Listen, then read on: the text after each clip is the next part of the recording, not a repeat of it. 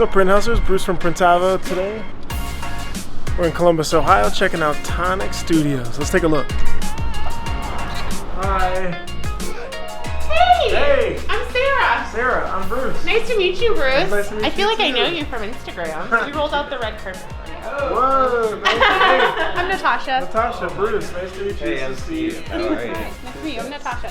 This is Toby. Hi, Toby. Oh, hi. Hello.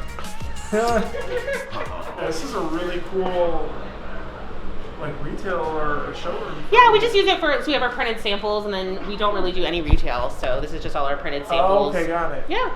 Holy cow. So how do you guys determine what to put up here? Just cool prints you do? Basically just cool prints we do, yeah, and then we try to have a good selection of shirt types so that we have them all available and out front, so that when we have client meetings, we can just show like, oh, here's a shirt we use often and also a cool print on it. Got it. What's like the background behind Tonic and how you guys got started?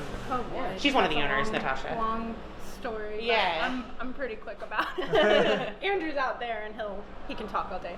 But so Andrew and we used to work at a nonprofit together. He ran a print shop and I did like marketing and design for the nonprofit. But I would do design like with him for the print shop, and that's kind of like how we met, and we thought like, wow, we're having some bad days, but what we do here, like, this is pretty good. We definitely have some chemistry. So we eventually bought our own equipment and started printing out of my garage after hours, and then slowly that just grew enough that we were able to move into Andrew's basement, but quit our day jobs and do that full time. And then I think it was 4 years ago we got our first like actual space outside of like one of our homes. Is that this one or is it a different one? It was a different about a mile away from here. Yeah, About just a third up of the side. road. How long have you guys in that space? Only for about 2 years, years. I think, and you then needed more room? And we've been here now for 2 years. we've been here for 2 years. Wow. So that's a pretty cool jump then. Yeah. The garage, a couple of years, then that space, then this space. Yeah. What do you feel like helped fuel some of that growth to be able to keep growing like that? We put a lot just back into the business, like in the beginning, just a lot of time and obviously money, just so we could, it was always like the next step, like, let's move out of the basement, let's get a space, maybe we're going to be able to hire a person to work with us and help us print.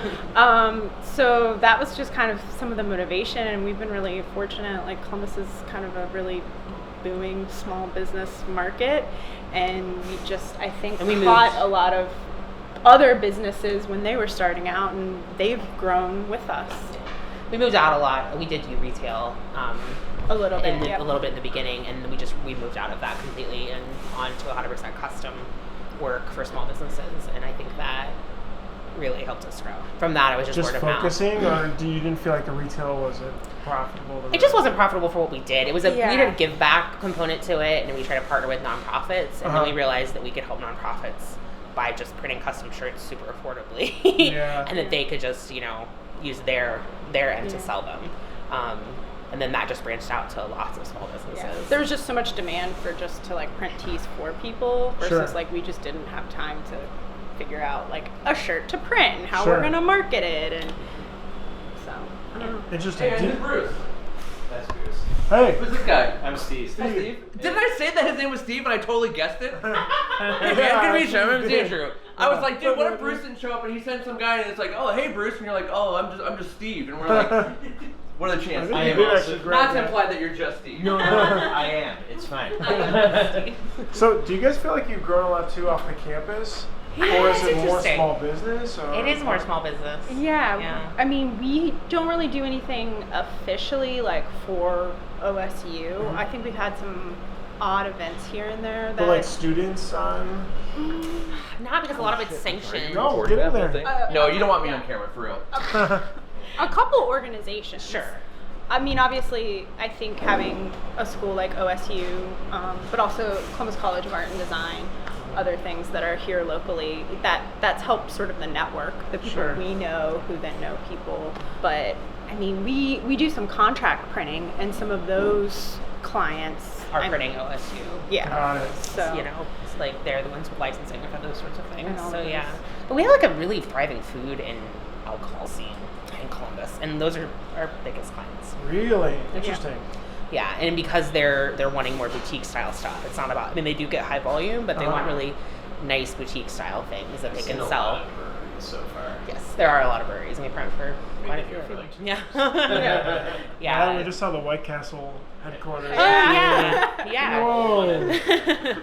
Yeah. Yeah, so there are a lot of things that are, I think it just makes for, they want a higher end product versus a volume product. So we kind of are that middle of the road where we can do a decent volume, but it's really higher quality, high end product. Do you guys do more direct sales and marketing, or has it been more word of mouth? It's all word of mouth. The only marketing that we do is Instagram.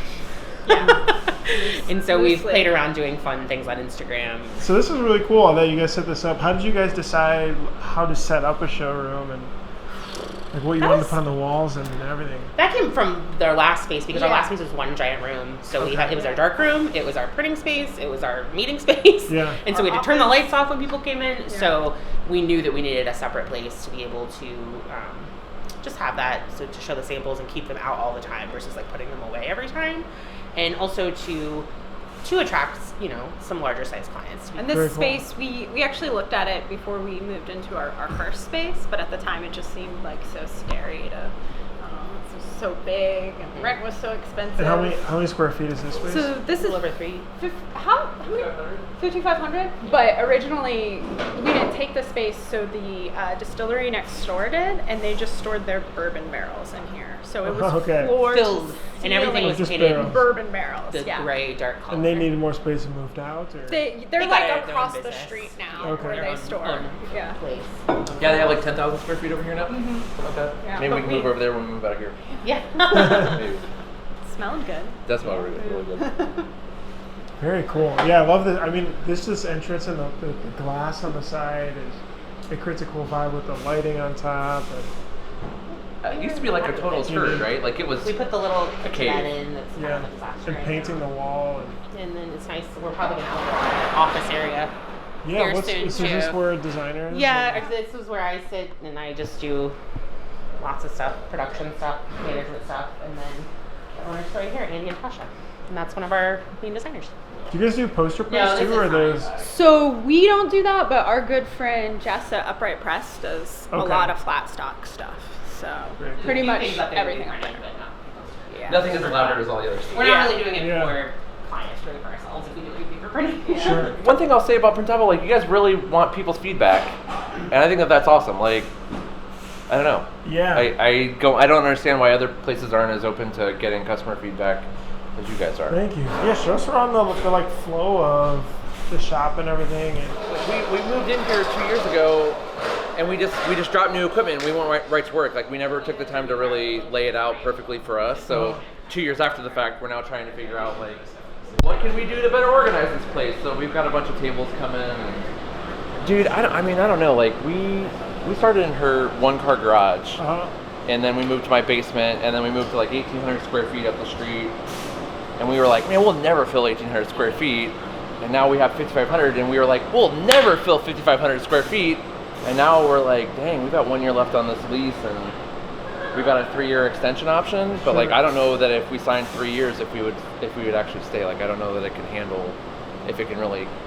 I don't know that it can house us. Do you ever try to also diversify the customer base too, to make sure that it's not too heavy? Oh yeah, dude, yeah, absolutely. So like, we turn down contract clients all the time. Like, we turn down contract clients on the. I mean, a couple what times makes a month, you decide probably. when you want to accept the contract client? I hate contract work. Really? It's a catch-22, man. So like, in January, February, March, when it's slower, like it's cool to have that work to fill in the gap. But I mean, so we focus so heavily on custom.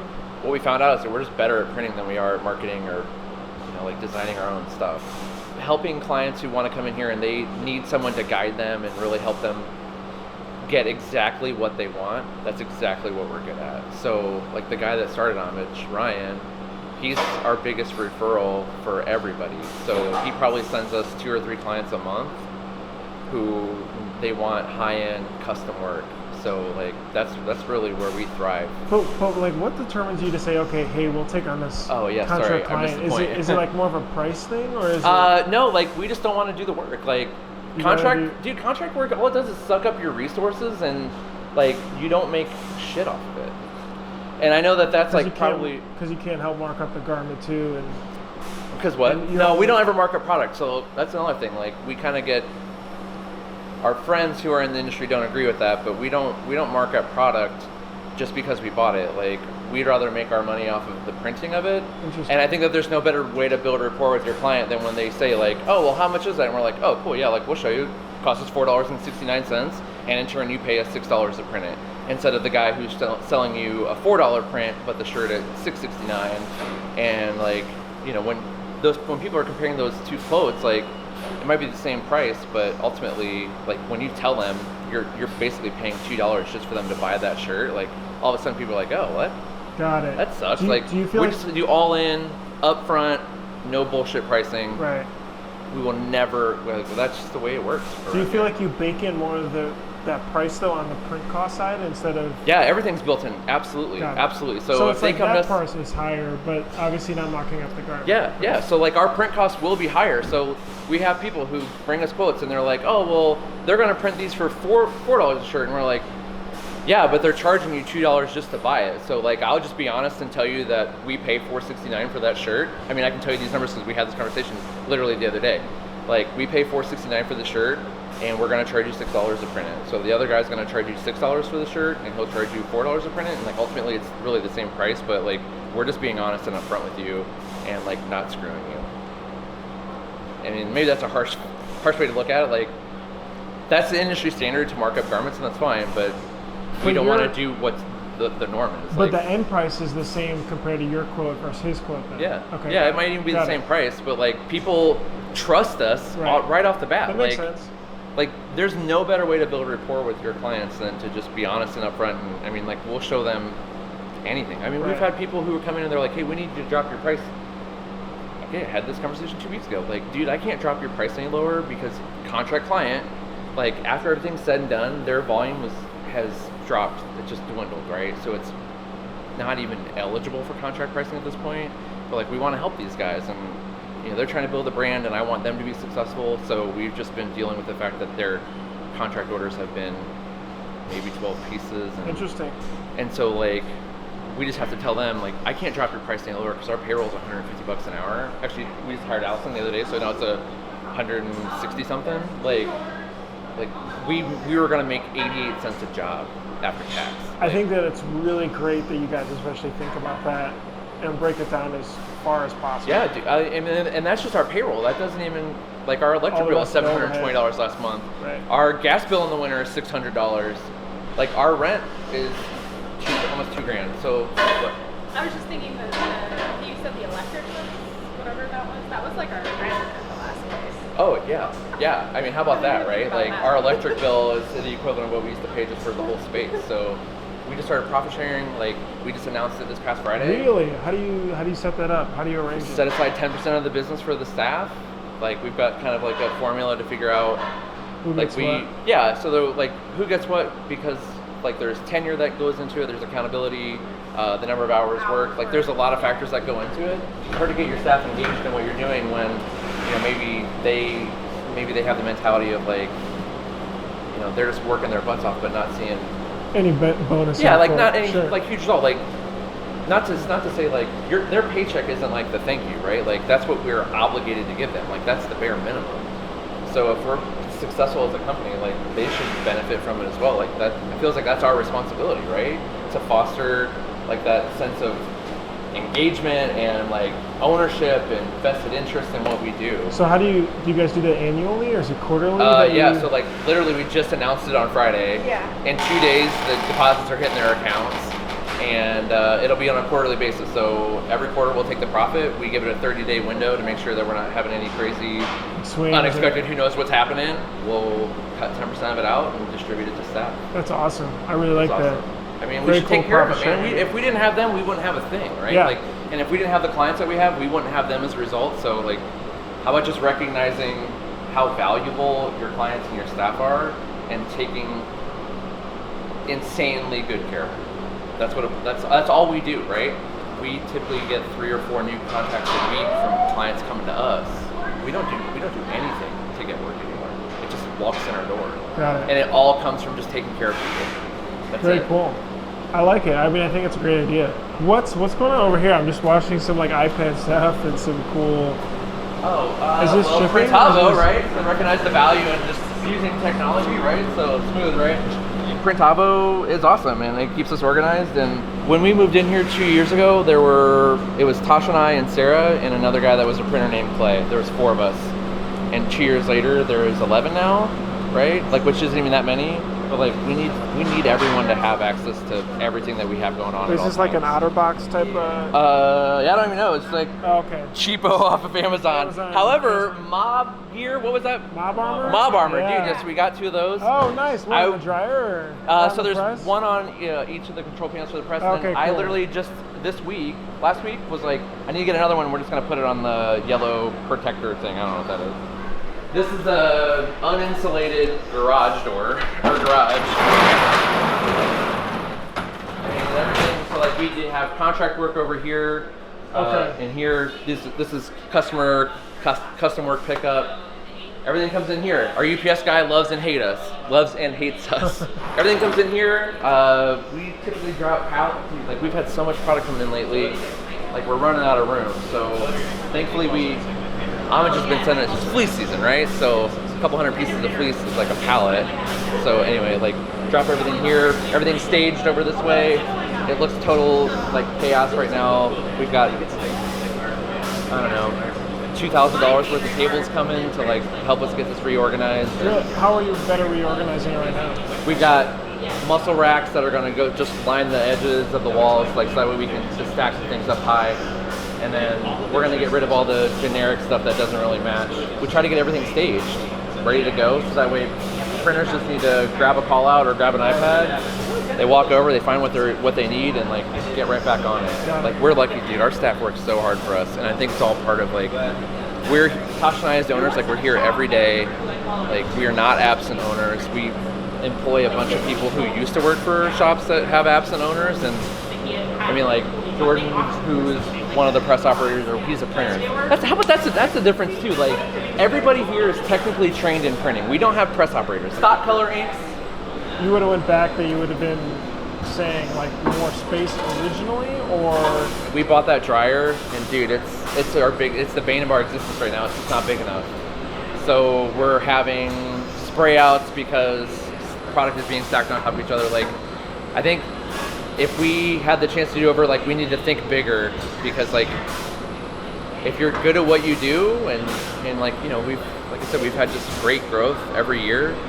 Like, we should always be planning on the fact that we're just going to continue to keep growing, and you know, maybe it's not going to be at 180% year over year. That's very unlikely, but I don't know. Plan to be bigger. Like, how much would you have bought bigger though, right? Without. So yeah, that's a good point. So like, had I not, I think that's like a 38 inch. Maybe we would have, or 36. I don't remember, but like maybe we would have done like a 48 or 60. I don't remember exactly, but like in hindsight now, like 2 years after the fact, I know that I think I want the 72 inch split belt that M&R has, because we are getting into a little bit more of like the FX inks, high density puff, glitter, crack, like you name it. So yeah, we need to have the ability to run product at different speeds and cure times. How do you hire and vet that somebody's going to be a good fit for you guys?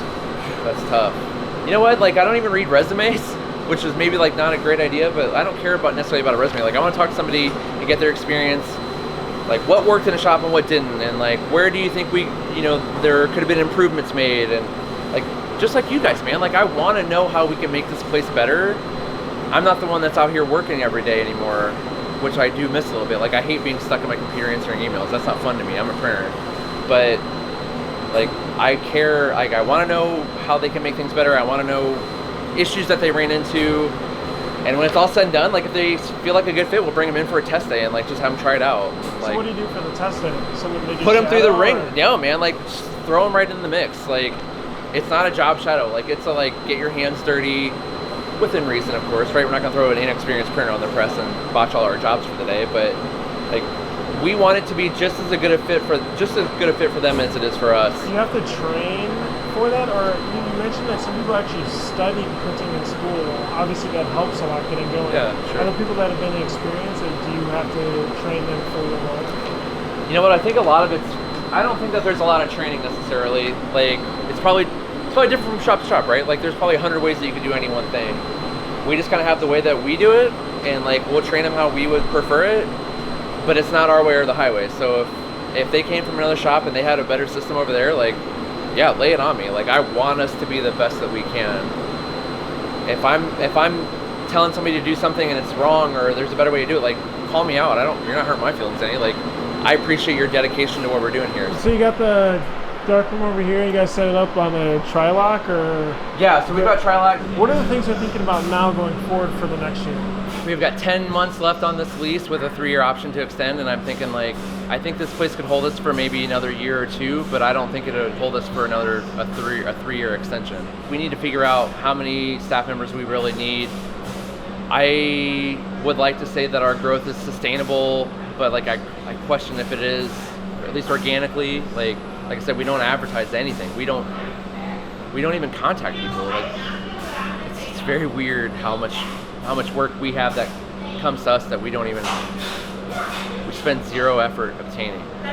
I want to buy a building because I want to have a place where we can stay long term, and like, you know, we've spent, I don't know, like $50,000 or $60,000 building this place out, which is a lot of money for us. Like, we're very small, so that's a lot of money, right? And we just have to walk away. Like, we can't, like, the AC stays, all the upgraded lighting, like, we had to sign an agreement that like everything that we do here stays. Very cool. I really appreciate being able to show us around. Yeah, no problem, man. Dude, this place is it's something. I look around and I wonder like how we got here, because I never would have thought this. And we still got a lot more to go. Like, we're not done yet. The only thing that we care about is like being really good at printing and just taking care of people. And like, business is easy if you can do that. Working hard, being nice people. I like it. Yeah, man.